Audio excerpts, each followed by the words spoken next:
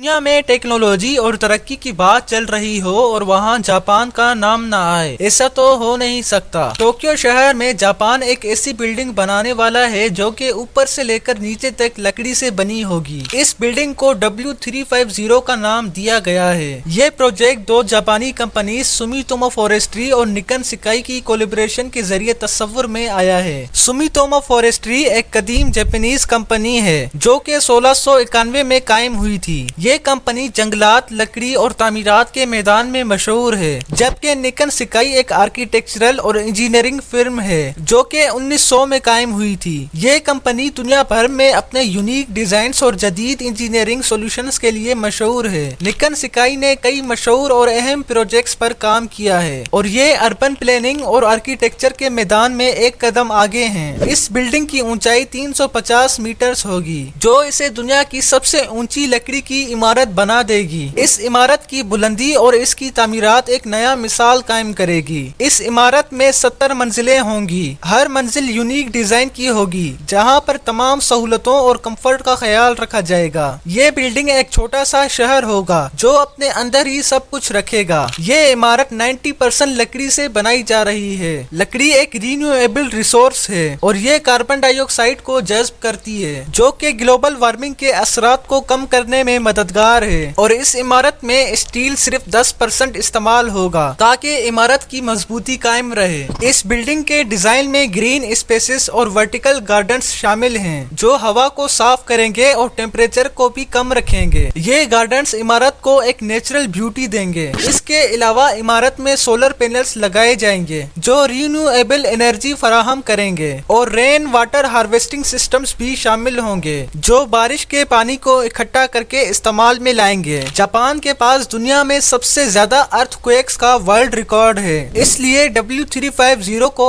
ارتھ quick resilient design کے ساتھ تعمیر کیا گیا ہے۔ ارتھ کویک ریزیلینٹ ڈیزائن وہ ترتیب اور پلاننگ ہوتی ہے جس میں عمارتوں اور اسٹرکچرز کو اس طرح سے بنایا جاتا ہے کہ وہ زمین کے جھٹکوں کا مقابلہ کر سکیں اور کم سے کم نقصان پہنچے۔ اس پروجیکٹ کا مقصد سسٹینیبل فارسٹری کو بڑھاوا دینا ہے۔ سسٹینیبل فارسٹری کا مطلب ہوتا ہے کہ درختوں اور جنگلات کو اس طرح سے مینج کیا جائے کہ وہ آنے والی نسلوں کے لیے بھی قائم رہیں اور انوائرمنٹ کو بھی نقصان نہ پہنچے، جس سے لکڑی کا استعمال بڑھے گا اور جنگلات کی حفاظت اور ان کی پیداوار بھی زیادہ ہوگی۔ اس سے ماحولیات پر پازیٹیو اثر پڑے گا اور ہوا بھی بہتر ہوگی۔ W350 پروجیکٹ سسٹینیبل آرکیٹیکچر اور ایکو فرینڈلی کنسٹرکشنز کے لیے ایک مثال ہوگا۔ یہ پروجیکٹ اربن پلاننگ اور بلڈنگ ڈیزائنز میں ایک نئی سوچ کو جنم دے گا۔ اس پروجیکٹ کے ذریعے لوکل اکانومی کو بڑھاوا ملے گا اور نئی جابز کریٹ ہوں گی۔ عمارت کی تعمیر کے دوران اور بعد میں مقامی لوگوں کے لیے کام اور بزنس کا موقع بھی پیدا ہوگا۔ اس کے علاوہ یہ پروجیکٹ آرکیٹیکچر اور انجینئرنگ اسٹوڈنٹس کے لیے ایک رول ماڈل بنے گا جو کہ فیوچر آرکیٹیکٹس اور انجینئرز کے لیے ایک مثال قائم کرے گا۔ W350 پروجیکٹ کی تعمیر 2024 میں شروع ہونے کی امید ہے۔ یہ پروجیکٹ ایک بڑی تیاری اور پلاننگ کا نتیجہ ہے، اس لیے اس کا آغاز تھوڑا وقت لے سکتا ہے۔ یہ پروجیکٹ 2041 میں مکمل ہونے کی امید ہے۔ یہ ڈیٹ سومیٹومو فارسٹری کے 350 سال پورے ہونے کے ساتھ ملتی ہے،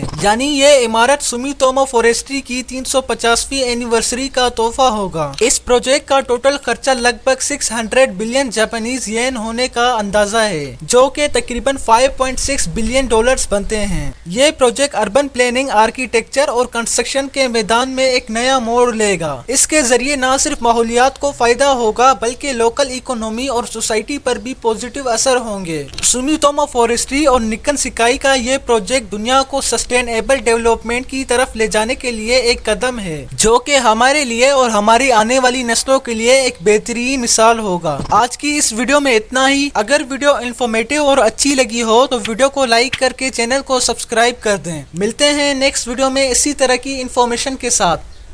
Thanks for watching this video. Allah Hafiz.